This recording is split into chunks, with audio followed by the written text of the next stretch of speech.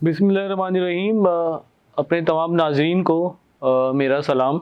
और weekend affair with Imran Zakir में मैं आज आपको अपने गेस्ट डॉक्टर तालिब लाशारी से मिलवाऊंगा। और उससे पहले ये मैं बताता चलूँ कि इस वक्त जो पाकिस्तान की माशी सूरत हाल है वो इतनी गंभीर जा रही है कि आने वाले वक्त जो है वो एक इम्तहान होगा आवाम के लिए भी, आने वाली नई हुकूमत के लिए भी, और इससे वाबस्ता दुनिया के दूसरे ममालिक भी कि जिनसे हमने कर्ज़ा लिया हुआ है। जिस मुल्क की माशी नमू नहायत कम हो और 1% से भी के करीब हो, तो उस मुल्क में आप अंदाज़ा लगा सकते हैं कि वसाइल की क्या सूरत हाल होगी और उस मुल्क में आबादी का तनासुब क्या होना चाहिए। कि जिस मुल्क की GDP रेट जो है वो बहुत सुस्त रवि के साथ चल रहा हो, जिस मुल्क की प्रोडक्शन इकॉनमी ना हो, जो मुल्क इंपोर्ट पर डिपेंड करता हो, और उस मुल्क की अगर आबादी तेज़ी से बढ़ जाए तो वो एक पॉपुलेशन बॉम्ब हम कह सकते हैं। और इस पॉपुलेशन बॉम्ब को कंट्रोल कैसे किया जा सकता है ये आज आपको तालिब लाशारी साहब बताएंगे। इसके अलावा आपने 9 मई का वाक़या आप सब लोगों के जहन में होगा कि 9 मई के वाक़े के अंदर जो है क्या सूरत हाल हुई कि अनडायरेक्शनल यूथ ने अपना क्या किरदार अदा किया था, किस तरह से मुल्क को आग लगाई थी। अब अगर आबादी बढ़ती चली जाएगी, इस मुल्क की 65% आबादी जो है वो यूथ पर मुश्तमिल है, और अगर यूथ के पास तालीम, वोकेशनल ट्रेनिंग या एक डायरेक्शनल लाइफ उनके पास नहीं हुई अगर, तो वो यूथ जो है वो इस पाकिस्तान के लिए किसी तबाही का सबब बन सकती है। तो बहरहाल मैं आपको ये बताता चलूँ कि मेरी कल ही बात हुई थी सीनियर वाइस प्रेसिडेंट FPCCI के साथ। उन्होंने भी आने वाले दिन पाकिस्तानी मईशत के लिए बहुत अहम करार दिए, और रात मेरी एप्टेमा के चेयरमैन से भी मेरी बात हो रही थी, तो वो भी यही कह रहे थे कि आने वाले दिन जो हैं वो पाकिस्तान के लिए किसी इम्तहान से कम नहीं होंगे। और IMF एग्रीमेंट हमारे लिए बहुत अहम है जो हमने अभी एक्सटेंड करना है। अगर वो एक्सटेंड हो जाता तो वेल एंड गुड, लेकिन IMF एक्सटेंड होना मुश्किल लोगों को इसलिए नज़र आ रहा है कि IMF की बेशुमार शराइत हैं जो शायद शराइत पाकिस्तान पूरी ना कर पाए। बेशुमार डिमांड्स हैं जो शायद पाकिस्तान जिनको पूरी ना कर पाए। तो खैर बहरहाल मैं अपने गेस्ट से आपका तारुफ करा दूं कि हमारे जो गेस्ट हैं डॉक्टर तालिब लाशारी, जो कि टेक्नोक्रेट हैं और माशाल्लाह से बर्थ कंट्रोल में इसमें बड़ा वसी वो अपना तजर्बा रखते हैं, और उनके बेशुमार क्रेडेंशियल हैं आवाम के लिए भी, और वो वफाक से भी वाबस्ता रहें, सूबाई हुकूमतों से भी वाबस्ता रहें। तो बेहतर यही होगा डॉक्टर तालिब लाशारी साहब आप ख़ुद अपना अगर तारुफ करा दें हमारे नाज़रीन को, तो बहुत ज़्यादा बेहतर रहेगा कि कहाँ कहाँ आपने खिदमत अंजाम दी हैं। जी बहुत शुक्रिया इमरान ज़ाकिर साहब। जैसे आपने ज़िक्र किया थोड़ा, मैं एक मेडिकल ग्रेजुएट हूँ, और मेडिकल ग्रेजुएशन के अलावा मैंने आगा खान यूनिवर्सिटी से masters in health policy and management का 2 साल स्पेशलाइजेशन की है। और मैंने 1994 से 96 तक सिंध के साबिक वज़ीर आला कायम अली शाह साहब के साथ आप अब्दुल्ला शाह के साथ आप रहे।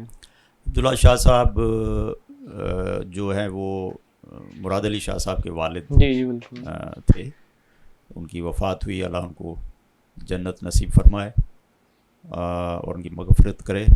तो अब्दुल्ला शाह साहब का मैं कंसल्टेंट टू चीफ मिनिस्टर था, और उस वक्त हमने advisory committee for peace and prosperity in Sindh बनाई थी, जिसमें बहुत बड़े बड़े नाम और शख्सियात थीं, जस्टिस दुराब पटेल,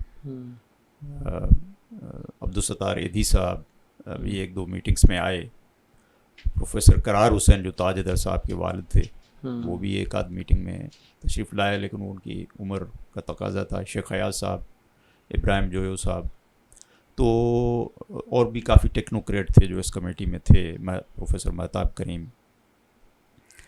तो ये जो है काम हमने किया उस दिनों में 94 से। फिर मैंने फेडरल मिनिस्ट्री ऑफ हेल्थ में भी हेल्थ पॉलिसी एनालिस्ट रहा हूँ सन 2000 के बाद। और मेरी एक किताब भी आई थी, मेरी आगा खान में जो थीसिस थी, उसके बेस पे पाकिस्तान नेशनल हेल्थ पॉलिसी, एक क्वेस्ट फॉर ए विजन, इस नाम से जो है मेरी बुक भी आई थी, किताब भी है जो लॉन्च हुई अभी, मुख्तलिफ इदारों में पढ़ाई भी जाती है। अच्छा। और फिर ये कि 2007-8 में मैंने एक NGO को हेड किया इस्लामाबाद में, अच्छा, जिसमें कि मेनली हमने टोबैको रिफॉर्म पे काम किया। रिफॉर्म्स पर काम किया सर? टोबैको रिफॉर्म्स पर। जो स्पेशली आप देखते हैं कि आजकल जो सिगरेट की पैक पे एक तस्वीर आती है कि कैंसर ज़्यादा शख्स की, अच्छा वो आप खाली क्यों उसकी, क्या क्या नुकसानात, अच्छा जी, क्या क्या नुकसानात हो सकते हैं जी। मैंने एज अ हेड और लॉ भी जो बनाया गया था वो कि आप लॉ बनाया प्लेसेस के ऊपर आप इस सिगरेट नोशी नहीं कर सकते हैं जी। फिर वो हमने ब्लूमबर्ग ग्रांट इनिशिएटिव मैंने नेगोशिएट की थी, और उसके लिए मैं कई दफ़ा इजिप्ट गया, वहाँ पे मीटिंग्स हुई थी हमारी। वो BGI ब्लूमबर्ग ग्रांट इनिशिएटिव मिली थी, जिसके बेस पे मैंने एडवोकेसी वहाँ पे की थी फेडरल मिनिस्ट्री के साथ, और फेडरल मिनिस्ट्री ने फिर इनिशिएटिव लिया कि ये सिगरेट पैक पे पिक्टोरियल वार्निंग इसको कहा जाता है, वो पिक्टोरियल वार्निंग जी, इसको पिक्टोरियल वार्निंग कहा जाता है। वो ये ब्लूमबर्ग के ताउन से, ये ब्लूमबर्ग ग्रांट इनिशिएटिव के ताउन से मैंने जो एडवोकेसी कैंपेन को लीड किया था 2007-8 में, उस वक्त जो है वो ये introduce federal ministry of health ने करवाई थी। सही। फिर 2010 से मैं एडवाइज़र हेल्थ, 2010 से फेडरल एडवाइज़र हेल्थ 2010 से 2013 रहा कॉन्ट्रैक्ट पे, और प्लानिंग कमीशन ऑफ पाकिस्तान में।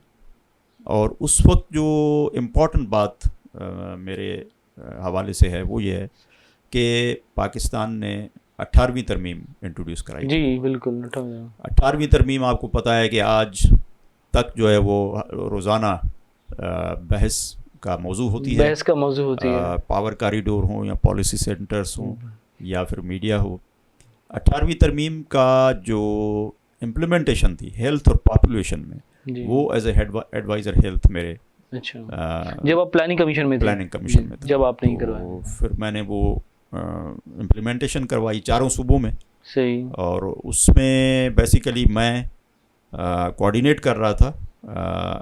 ओवरऑल लीडरशिप जो थी वो डेप्यूटी चेयरमैन प्लानिंग कमीशन की थी और सेक्रेटरी PND, तो हम 3 की जो टीम थी हमने उसको इम्प्लीमेंट करवाया था। और क्योंकि हेल्थ और पॉपुलेशन का मिनिस्ट्रीज़ ख़त्म हो गई थी जी, तो उसके बाद इसको इम्प्लीमेंट करना कैसा था, ये जो मलेरिया प्रोग्राम है, ये जो HIV का प्रोग्राम है, हेपेटाइटिस है, TB है, TB कंट्रोल प्रोग्राम है जी, EPI, इन प्रोग्राम्स को हमने फिर कैसे डिवॉल्व करना था, इन पे बातें हुई। एसेट्स कहाँ जाएंगे, रिसोर्सेज कैसे मिलेंगे। तो उस वक्त कोई 26 मिलियन पाउंड स्टक हो गए थे जो DFID बरतानिया के पास, UK एड जिसको आजकल कहते हैं, उसको मैंने रिलीज़ करवाने में EAD के साथ मिलके नेगोशिएट किया डिफिड UK के साथ, और वो 26 मिलियन पाउंड हमने रिलीज़ करवाए और वो सूबों को दिए।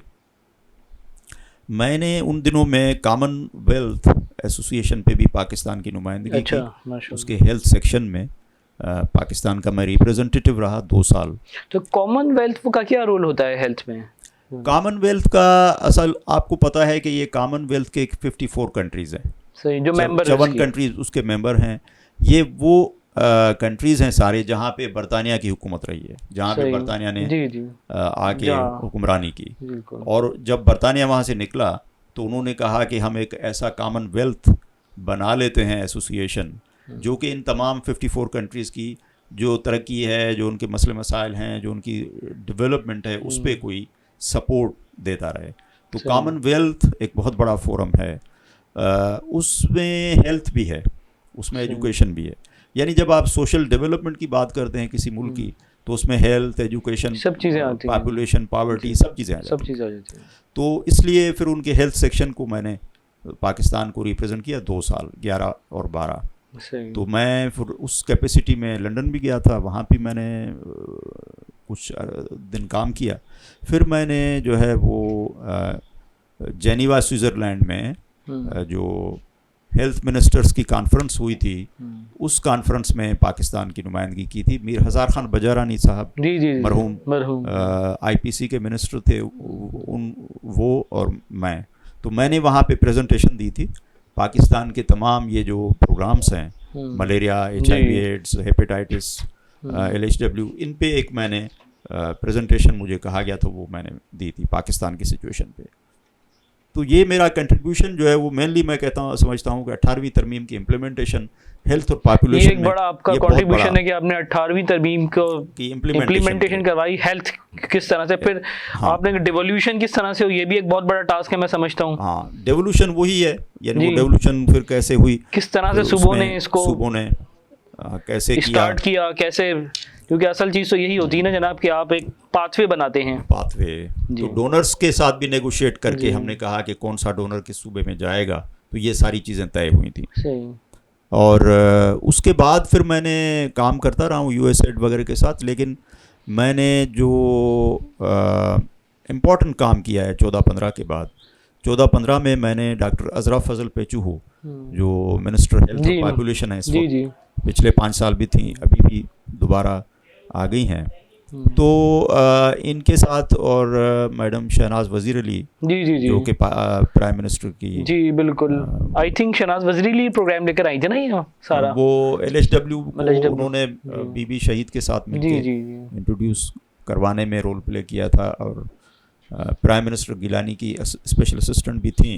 तो फिर मैंने फिर उसको जो है इन डॉक्टर अजरा पेचू साहिबा और मैडम शहनाज की निगरानी में या गाइडेंस के साथ सिंध के लिए CIP बनाया, कॉस्टेड इम्प्लीमेंटेशन प्लान। सही।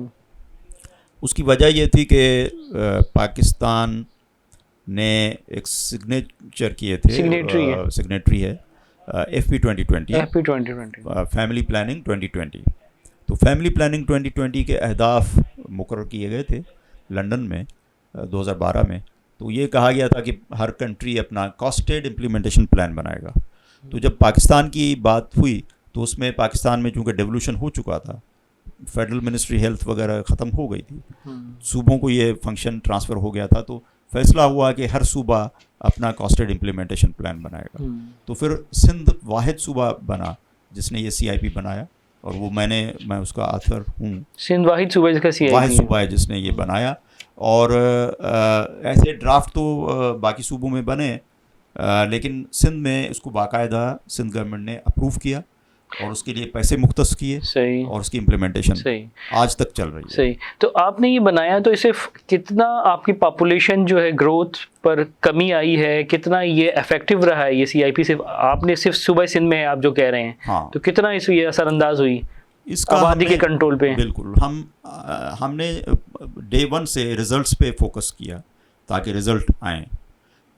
इसमें जो Pakistan demographic and health survey है, PDHS जिसको कहा जाता है, और वो दुनिया भर का माना हुआ सर्वे है, और उसके रिजल्ट्स को कोई बहुत ज़्यादा चैलेंज नहीं कर पाता, क्योंकि उसकी वजह यह है कि वो बहुत रोबस्ट और बहुत ही मेथडोलॉजी उसकी बड़ी साइंटिफिक होती है। उसमें बताया गया है कि सिंध में जो कंट्रासेप्टिव प्रीवेलेंस रेट हम जिसको कहते हैं CPR कहते हैं, यानी कितनी औरतें, कितना परसेंटेज औरतें यूज़ कर रही हैं कंट्रासेप्टिव। तो जो सिंध में जब हमने शुरू किया तो 17% रूरल एरियाज़ में कर रही थी, रूरल एरियाज़ में 17%, 17%। और जब ये PDHS का सर्वे आया तो इसने हमें बताया कि ये बढ़ के कोई 21% हो गया है। अच्छा, 17 से 21%। तो 4% का हमने फ़र्क ले आए CIP के रिफॉर्म्स के थ्रू, क्योंकि CIP में काफ़ी हमाजहत रिफॉर्म्स हुए थे और काफ़ी रिफॉर्म्स इम्प्लीमेंट हुए थे, जिसकी वजह से CIP को माना जाता है। और ग्लोबली भी दुनिया भर में 45 CIP बने, 45 कंट्रीज़ में 45 CIP बने। उनमें 3 CIPs को टॉप CIPs करार दिया गया। अच्छा जी। उनमें CIP सिंध, CIP घाना और CIP तंजानिया, 3 को जो है 3 को बेहतरीन करार दिया गया। वो रिपोर्ट मौजूद है। उस रिपोर्ट के मुताबिक। तो अभी मैं ब्रेक की तरफ जाता हूँ। ब्रेक के बाद फिर डॉक्टर लाशारी से पूछेंगे कि सिंध किस हद तक कामयाब रहा तो कुछ देर के बाद फिर हाजिर होता हूँ आपकी खिदमत में।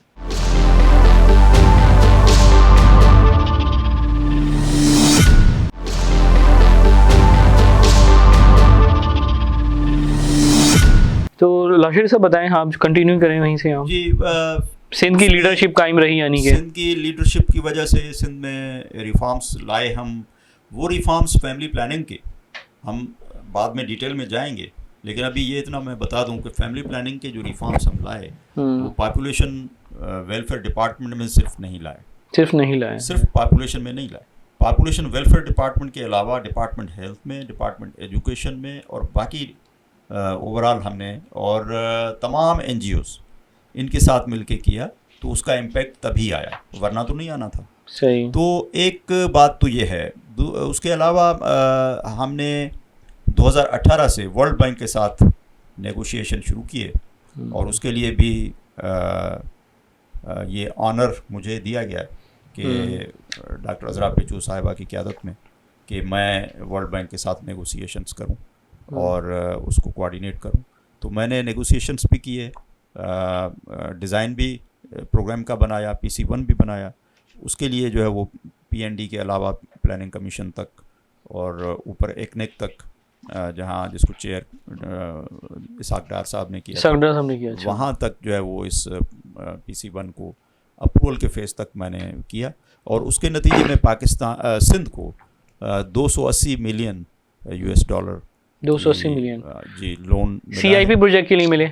नहीं, ये हेल्थ और पॉपुलेशन इंटीग्रेटेड प्रोग्राम ये हमने शुरू किया है। सिंध के तमाम कोई 400 डिस्पेंसरीज हैं, गवर्नमेंट डिस्पेंसरीज हैं, अच्छा, जो कि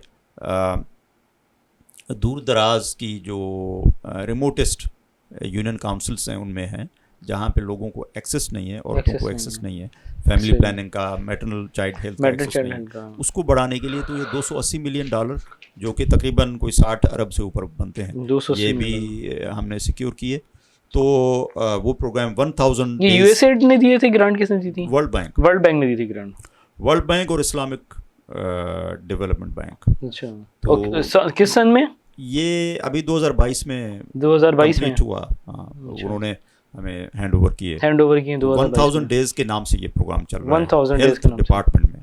अच्छा, तो ये चंद एक ऐसी बातें थी, इनिशिएटिव हैं जिसमें आपका बड़ा अहम कंट्रीब्यूशन रहा, खासतौर से डोनर फंडिंग में आपने बहुत अच्छा रोल प्ले किया कि पहले तो 26 मिलियन पाउंड से वो आपने किए, इसके बाद अब आपने ये 2022 के अंदर 2022 में आपने एक 1000 डेज का जो प्रोजेक्ट था जिसमें वर्ल्ड बैंक से आपने एक बहुत बड़ी ग्रांट ली, बहुत बड़ी लोन है वो। ये दिस इज अ लोन। अच्छा, ये लोन है, कितने परसेंट पर है ये? बहुत कम परसेंट पे, लेस देन 2% पर है। डेवलपमेंट लोन ऐसे होते हैं जो कि कम परसेंट होते हैं। लेकिन अब ग्राउंड रियलिटीज़ जो होती है ना, लोन्स तो हमारे बहुत ज़्यादा, ग्रांट्स बेशुमार थी, लेकिन जब हम जाके कम्युनिटीज़ को देखते हैं तो हमको ग्राउंड रियलिटीज़ तो वहीं की वहीं नज़र आ रही होती हैं कि वो एक रेडिकल चेंज जो होती है, रेडिकल चेंज नज़र नहीं आ रही होती है। इसकी क्या वजह डॉक्टर साहब? इसकी जो सबसे बड़ी वजह है वो ये है कि हमें रिजल्ट बेस्ड मैनेजमेंट की तरफ जाना होगा। अच्छा, हमें रिजल्ट ओरिएंटेड काम करने होंगे।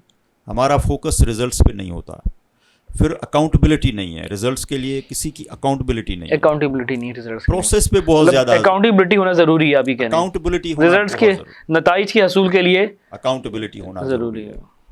तो मैंने जो भी काम किया है आज तक, मैं कोशिश मेरी ये होती है कि रिज़ल्ट दूं, अकाउंटेबिलिटी को इंश्योर करवाऊं और उन रिज़ल्ट्स के नतीजे में कुछ बेहतरी हो।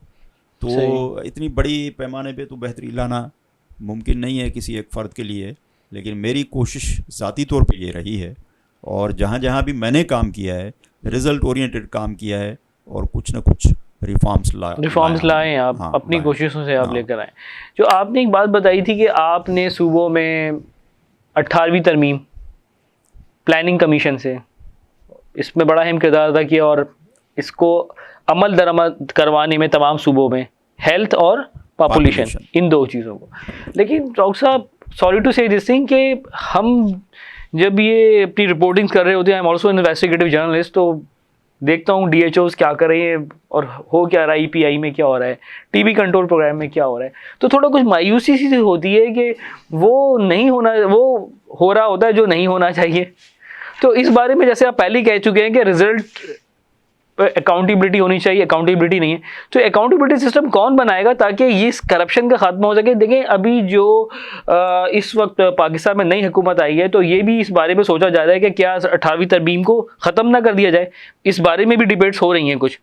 तो ये सब तो सिर्फ इस बात से हो रही है कि वो नताइज का हसूल नहीं मुमकिन हुआ कि जिस नताइज की एक्सपेक्टेशन थी।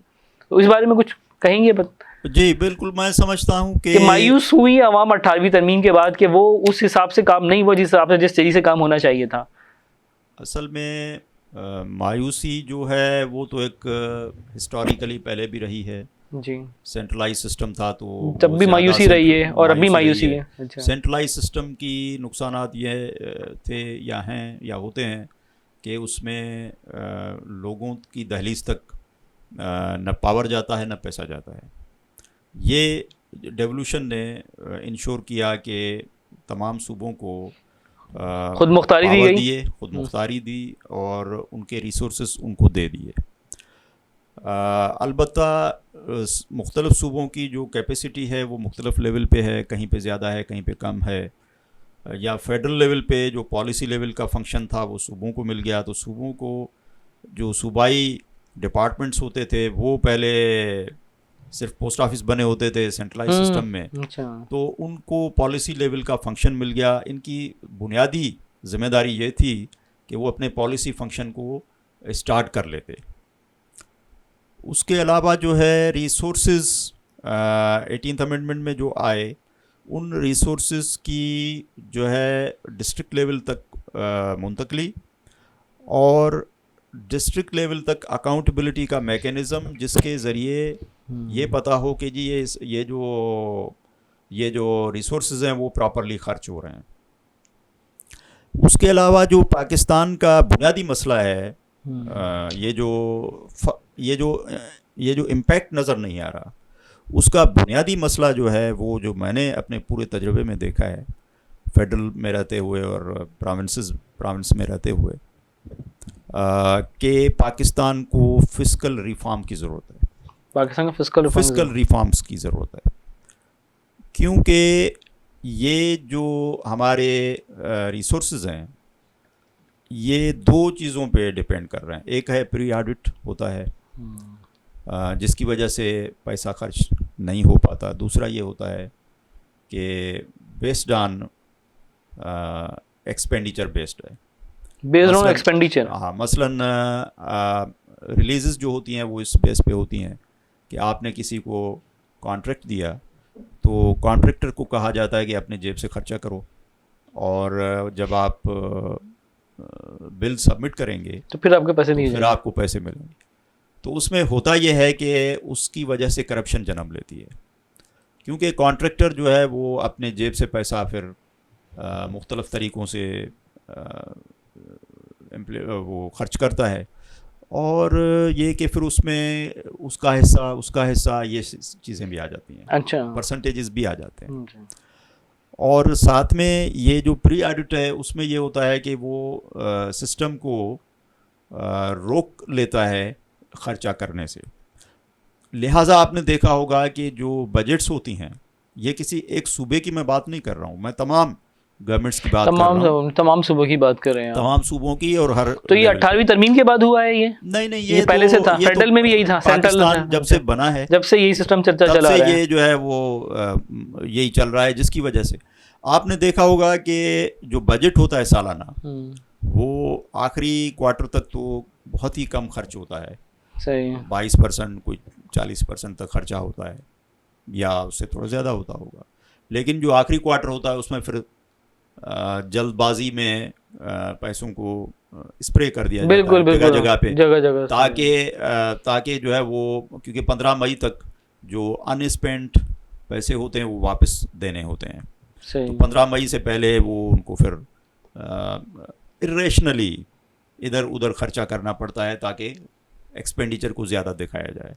ज़्यादा क्योंकि ये देखा भी जाए बजट किसी तरह से ख़त्म किए जाएं हाँ ख़त्म, तो ताकि उसमें भी रिवर्स ना। रिवर्स कम हो, अच्छा, क्योंकि उसमें डिपार्टमेंट्स के जो हेड्स हैं उनकी फिर एक लिहाज से कमी, मतलब वो भी बात आती है कि जी आपने जब यानी बजट उनकी ही आप weakness, नहीं हुए खर्च, आप उनकी तो आपने weakness, काम किया होगा, जी फिर उनकी वीकनेस सामने आती है कि Weaknesses जी आती आप हैं। तो पैसा ही खर्च नहीं कर सके, ऐसा। तो वो फिर आखिरी क्वार्टर में ज़्यादा खर्चा हो जाता है, तो वो इरेशनल खर्चा भी हो जाता है। सही। तो लिहाजा ये पाकिस्तान में ज़रूरत इस बात की है कि फिस्कल रिफॉर्म्स फिस्कल रिफॉर्म लाए जाएं, और फिस्कल रिफॉर्म्स लाने का मकसद ये होगा कि डिपार्टमेंट्स को ऑटोनॉमी होगी कि वो ज़्यादा ऑटोनॉमी के साथ जहाँ चाहें अच्छी तरह से खर्चा कर सकें, यानी जहाँ पे बजटेड है खर्चा वहाँ पे करें और टाइमली करें। एक मिसाल आपको दूंगा पीपीएचआई सिंध की। जी। पीपीएचआई ऐसा प्रोग्राम है जिसमें कि one line budget finance department at source department health के पैसों से डिडक्ट करके वो उनको डायरेक्ट दे देता है। सही। पीपीएचआई को हर साल डायरेक्ट पैसा जाता है, और उनका जो है बोर्ड ऑफ डायरेक्टर्स है, उनको बोर्ड ऑफ डायरेक्टर्स को जो है इस बात की इजाज़त दी हुई है कि वो सेपरा रूल्स के मुताबिक नहीं बल्कि अपने बोर्ड ऑफ डायरेक्टर्स के डिसीशन के तहत प्रोक्योरमेंट्स भी करें, सर्विस डिलीवरी पे भी खर्चा करें, हायरिंग पे भी खर्चा करें, इक्विपमेंट्स वगैरह जो उसमें होता ये है कि पीपीएचआई की जो सबसे बड़ी कामयाबी आपको नज़र आ रही है कि सर्विस डिलीवरी पीपीएचआई की सबसे बेहतर है या काफ़ी बेहतर है।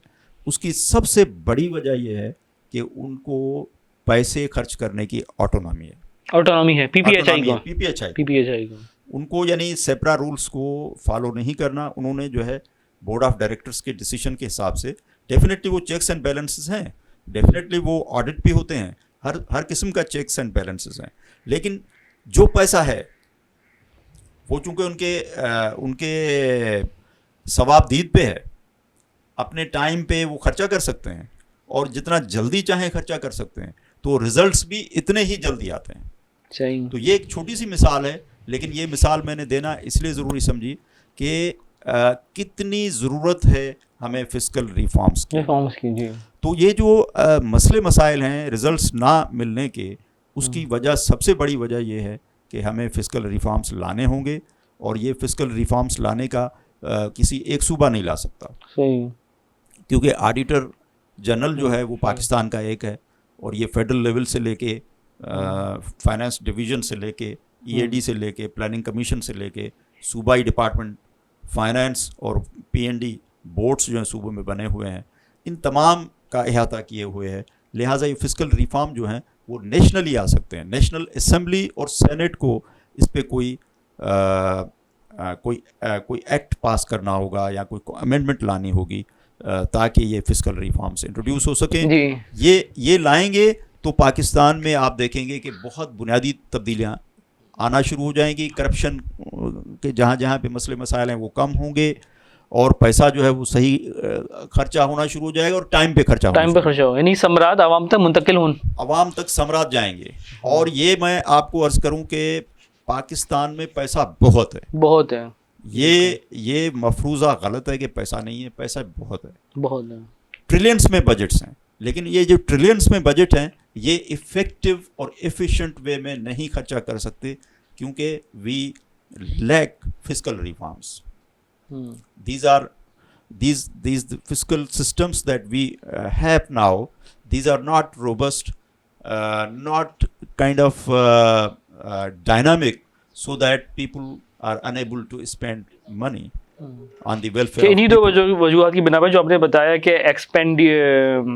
एक्सपेंडिचर बेस्ड ऑन एक्सपेंडिचर, और दूसरा आपने बताया था प्री ऑडिट, इन्हीं दो वजूहात की बिना पर ये बेस तो ये है हमारा इस वक्त जो फिस्कल सिस्टम है उसी पे बेस करता है। सही। लेकिन हमें फिस्कल सिस्टम को चेंज करना होगा। एक मिसाल मैंने पीपीएचआई की दी, ये एक मिसाल है कि ऑटोनॉमस आपने ऑटोनॉमी देनी है इदारों को अपने। देखिए अब एनआईसीवीडी है, देखिए एनआईसीवीडी भी एक मिसाल है, उनके पास भी ऑटोनॉमी है। जहाँ जहाँ ऑटोनॉमी है वहाँ पे आपको रिजल्ट्स मिलेंगे। जी। अच्छा जी, अच्छा जी। तो चलिए जी, मैं या जो गम्बट इंस्टीट्यूट है या बाकी जी, वहाँ तो मैं जी ब्रेक की तरफ जाता हूँ। ब्रेक के बाद फिर अभी टोटली डॉक्टर लाशारी से हम बर्थ कंट्रोल मेजर्स के बारे में बात करेंगे।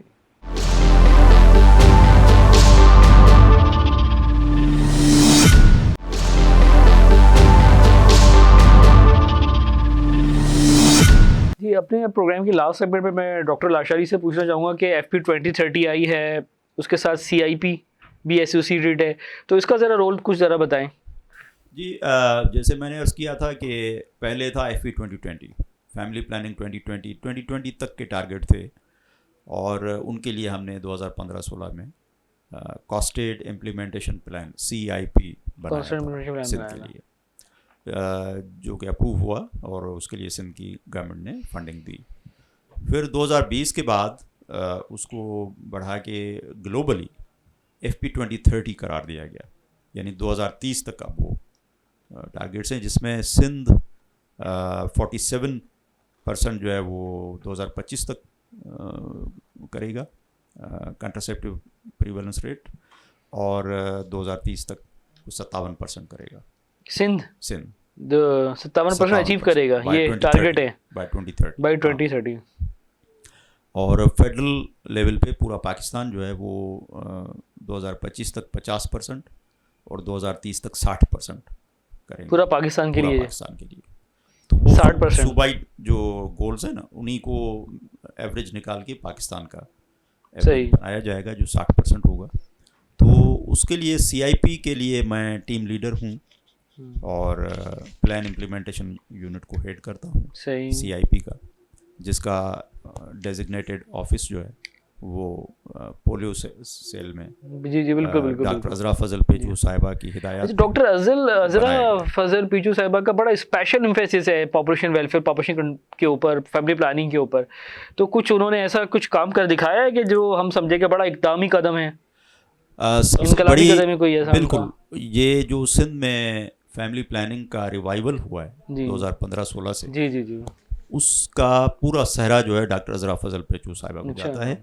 CIP को उन्होंने बनाने को लीड किया, उन्हीं की वजह से CIP बना, और उसके बाद उन्होंने जो रिफॉर्म्स CIP के अंदर रखे वो रिफॉर्म्स उन्होंने इम्प्लीमेंट करवाए।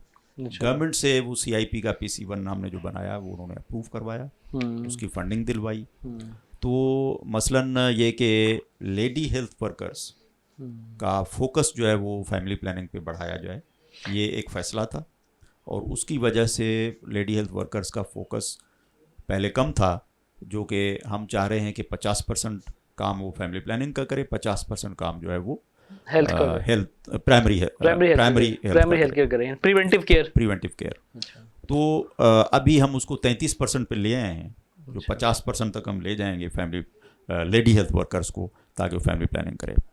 हेल्थ डिपार्टमेंट को और पॉपुलेशन को इंटीग्रेट करवाने में डॉक्टर अजरा पेचू का बड़ा रोल है, और हेल्थ और पॉपुलेशन दोनों डिपार्टमेंट जो हैं वो एक मिनिस्टर के, यानी डॉक्टर अजरा पेचू साहिबा मिनिस्टर हैं, तो एक मिनिस्टर के अंदर ये हमने इंटीग्रेट करवाए दोनों डिपार्टमेंट।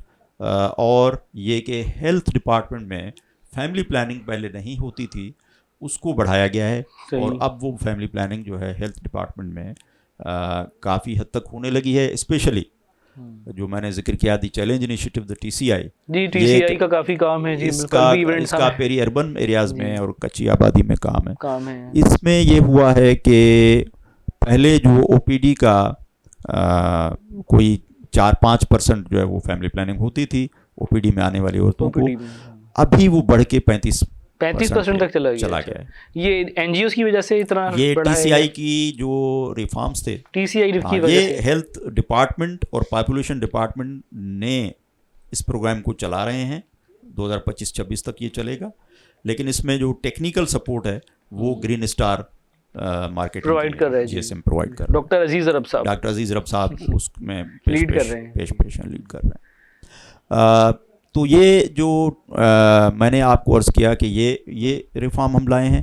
एक विलोज भी तो है, वो भी तो काम कर रहे हैं। विलोज इंटरनेशनल जो है विजिक्टॉमी पे ज़्यादा उनका काम है, और जो है वो LHW को LHW उन्होंने एक्टिवेट करवाने में, फैमिली प्लानिंग बढ़ाने में काम किया है। वेसेक्टॉमी आपको पता है कि less than 0.1% as per PDHS है, तो उसको बढ़ाने में हमने फिर विलोज के साथ मिलके डिपार्टमेंट पॉपुलेशन और हेल्थ में वेसेक्टॉमीज़ का अब जो है वो नंबर स्पेशली कराची में इस पे फोकस नहीं है वेसेक्टॉमी के ऊपर, क्या वजह, या ये कामयाब नहीं है, या कुछ मायूसी है वेसेक्टॉमी के उसमें बात यह है कि जो ओवरऑल फैमिली प्लानिंग है उसमें मिथ्स हैं, मिसकंसेप्शन हैं, लोगों की अवेयरनेस नहीं है, लोगों को पता नहीं है, और सर्विसेज का एक्सेस भी मसला रहा है, जिसकी वजह से जो है मुख्तलिफ जो हैं मेथड्स वो पूरी तरह से इस्तेमाल नहीं होते। अच्छा। मसलन शॉर्ट एक्टिंग मेथड ज़्यादा होते हैं, जबकि लॉन्ग एक्टिंग ज़्यादा होने चाहिए, जिससे जो है वो ज़्यादा लंबे अरसे तक वक्फा हो सकता है। वेसेक्टॉमी भी उनमें से एक है कि उसके बारे में भी अवेयरनेस नहीं थी। अब हमने जो है वो इसको बढ़ाने के लिए बढ़ाया है वेसेक्टॉमी। मेल एंगेजमेंट स्ट्रेटजी बनाई है पॉपुलेशन वेलफेयर डिपार्टमेंट के तहत, और इस तरह से हमने विलोज इंटरनेशनल की सपोर्ट से मुख्तलिफ ज़िलों में, कराची में और हैदराबाद में वेसेक्टॉमी शुरू कराई है। जो हमारे ट्रेंड डॉक्टर हैं उन्होंने जो नंबर ऑफ वेसेक्टॉमी बढ़ाया है। मेल मोबिलाइजर्स के लिए काम कर रहे होते हैं, मेल मोबिलाइज वेसेक्टॉमी के लिए जो जाते हैं, तो उनका भी रोल मुझे पता ही चला है कि कई जगहों पर वो समझे घोस्ट मेल मोबिलाइजर्स हैं। जी, मेल मोबिलाइज़र का जो काफ़ी अरसे से एक ये हमारे पास 1200 से ऊपर हैं पॉपुलेशन वेलफेयर डिपार्टमेंट में, सिंध में। अच्छा, सिंध में, और हर सूबे में हैं सोशल मेल मोबिलाइज़र। अब पहले इनका कोई ग्रेड नहीं था, फिर उन्होंने कोर्ट से वो अपने आप को रेगुलर करवाया, तो ग्रेड वगैरह भी उनको मिला। लेकिन काफ़ी एजड हो चुके, काफ़ी जो है वो अब रिटायरमेंट की एज पे, और काफ़ी जो है वो गोस्ट भी होते हैं मुलाजमीन जो जगह जगह पे हैं। तो लेकिन अब मेल मोबिलाइज़र को हमने काफ़ी मोटिवेट किया है, और वो भी रिज़ल्ट देने के लिए काम कर रहे हैं। और स्पेशली वेसेक्टॉमी में वो जो है वो काउंसलिंग का काम बहुत अच्छी तरह से कर रहे हैं। बिल्कुल। और कम्युनिटी में फैमिली वेलफेयर सेंटर 60%, अगर 2030 को अगर आपका टारगेट 60% है ओवरऑल पाकिस्तान का, तो उसके लिए तो तमाम जितने भी आपके मुख्तलिफ शोबाजात है बर्थ फैमिली प्लानिंग के, उन सबको मुतहरिक होना पड़ेगा। इन सबको जी इसमें मुतहरिक होना पड़ेगा। इसमें हेल्थ डिपार्टमेंट का बहुत बड़ा रोल है चारों सूबों में और रीजन्स में। इसमें जो है एजुकेशन डिपार्टमेंट का बहुत बड़ा रोल है, क्योंकि इंटरलिंक भी कैसे करता है पॉपुलेशन, मुझे बताएं ये इंटरलिंक कैसे करते हैं। कि पहली बात तो यह है कि ये जो मैटरनल मोर्टेलिटी है उसका फैमिली प्लानिंग के साथ डायरेक्ट लिंक है। अच्छा। अगर फैमिली प्लानिंग का यानी वक्फे किए जाएं और बच्चों की पैदाइश में मुनासिब वक्फा किया जाए और बच्चों की तादाद ख़ानदान के इस्तिताअत के साथ रखी जाए, तो मैटरनल मोर्टेलिटी कम होगी और औरतों की सेहत में इजाफा होगा, न्यूट्रिशन बढ़ेगी। तो इसका हेल्थ के साथ तो ये लिंक है। एजुकेशन के साथ ये लिंक है कि कम बच्चे होंगे तो ज़्यादा मिलेगी, कम बच्चे होंगे तो एजुकेशन उनको बेहतर मिलेगी। अगर गर्ल्स एजुकेशन होती है तो गर्ल्स एजुकेशन स्पेशली कॉलेज सतह तक हम करवाते हैं, तो वो बच्चियाँ फैमिली प्लानिंग का आज खुद समझेंगी बात, आज खुद उसको अडॉप्ट करेंगी, और जो छोटी उम्र की शादियाँ हैं वो कम हो जाएंगी, क्योंकि हमारे यहाँ 12-13 साल के बाद शादी हो जाती है। कई ऐसे मिसालें हैं। हालांकि हमारे पास लॉ मौजूद है कि चाइल्ड मैरिज रिस्ट्रेंट एक्ट 2013 का मौजूद है, अमल दरामद वही वाली बात है कि 18 साल उम्र है। तो असल में अगर आप गर्ल्स एजुकेशन बढ़ाते हैं तो वो ऑटोमेटिकली 18 साल तक औरत बच्ची जो है वो पढ़ती रहेगी, तो वो अपनी शादी उसकी डिले हो सकती है। औरतों की ऑटोनॉमी से भी इसका डायरेक्ट ताल्लुक है, एम्पावरमेंट के साथ। अगर औरतों में जॉब्स उनको दी जाती हैं, जॉब मार्केट में उनको भी उनका शेयर बढ़ता है, तो वो भी डेफिनेटली फैमिली प्लानिंग उसमें भी आ जाती है, क्योंकि उससे शादियां भी डिले होती हैं, उससे जो बच्चों की पैदाइश है उसमें वक्फा भी ख़ुद ब खुद करना पड़ता है, क्योंकि वो घर की नीड बन जाती है। सही। तो हम इस वक्त सुप्रीम कोर्ट ऑफ पाकिस्तान ने सू मोटो लिया था 2018 में, फिर CCI council of common interest में वो टास्क फोर्स की रिकमेंडेशन सुप्रीम कोर्ट ने फॉरवर्ड की थी। उस टास्क फोर्स का मैं मेंबर भी था, सुप्रीम कोर्ट की टास्क फोर्स का, और उसमें CCI ने वो 8 रिकमेंडेशंस तमाम सूबों को कहा है कि वो इम्प्लीमेंट आप करें। सही, तो सही, वो सही। इम्प्लीमेंट करने के लिए नेशनल टास्क फोर्स है प्राइम मिनिस्टर की क़यादत में, ठीक, ठीक, और ठीक। सूबाई टास्क फोर्स है चीफ मिनिस्टर की क़यादत में, और कंट्री एंगेजमेंट वर्किंग ग्रुप है जिसमें कि तमाम उसमें भी है। सेक्रेटरीज, DGs और और एक्सपर्ट्स सब लोग उस पे यानी कि मिलकर जो है वो काम कर रहे हैं। तो अब मैं अपने प्रोग्राम को अख्ताम की तरफ लेकर जाता हूँ, और डॉक्टर लाशारी का निहायत मुल्तमिस हूँ कि उन्होंने कीमती वक्त निकाल के आज हमें प्रोग्राम में हमारे वो शामिल हुए, और कीमती अपनी राय से और ख़यालात से और अपनी मालूमात से हमारे नाज़रीन को आगाह किया उन्होंने। इस उम्मीद के साथ मैं इस प्रोग्राम को ख़त्म करूँगा कि 18वीं तरमीम के जो समरात हैं वो आवाम तक पहुँचेंगे, और हमारी आवाम की ज़िंदगी और उनको डोर स्टेप तक सेहत की सहूलियात मिल सकेंगी। तो इजाज़त दीजिएगा, इंशाअल्लाह ताला अगले प्रोग्राम में फिर दोबारा हाज़िर होऊंगा आपकी खिदमत में किसी अच्छे इशूज़ के साथ। अल्लाह हाफ़िज़। आपका बहुत बहुत शुक्रिया।